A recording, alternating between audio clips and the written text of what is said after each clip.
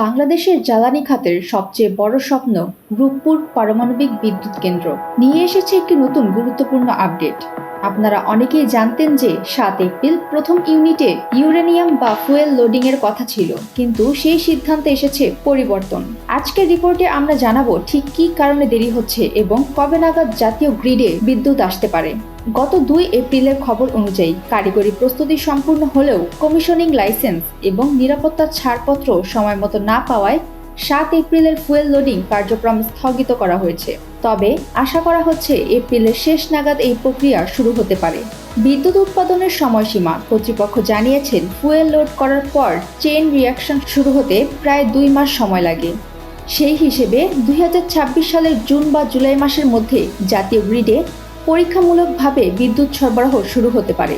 শুরুতে পরীক্ষামূলকভাবে ৩০০ মেগাওয়াট বিদ্যুৎ দেওয়া হবে, তবে আশা করা হচ্ছে ২০২৬ সালের ডিসেম্বরের মধ্যে প্রথম ইউনিট থেকে পূর্ণ ১২০০ মেগাওয়াট বিদ্যুৎ পাওয়া সম্ভব হবে।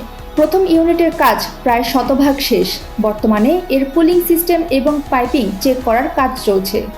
দ্বিতীয় ইউনিটের কাজও দ্রুত গতিতে এগোচ্ছে, যা ইতিমধ্যে ৭০% বেশি সম্পূর্ণ হয়েছে। নিরাপত্তার প্রশ্নে কোনো আপোস করতে রাজি নয় পরমাণু শক্তি নিয়ন্ত্রণ কর্তৃপক্ষ, তাই কিছুটা দেরি হলেও বড় ধরনের কোনো জটিলতা নেই বলে জানা গেছে। রূপপুর বিদ্যুৎ কেন্দ্র পুরো দমে চালু হলে দেশের লোডশেডিং সমস্যা সমাধানে এটি হবে একটি মাইলফলক। সুমাইয়া ফারাজি, দৈনিক আর নিউজ।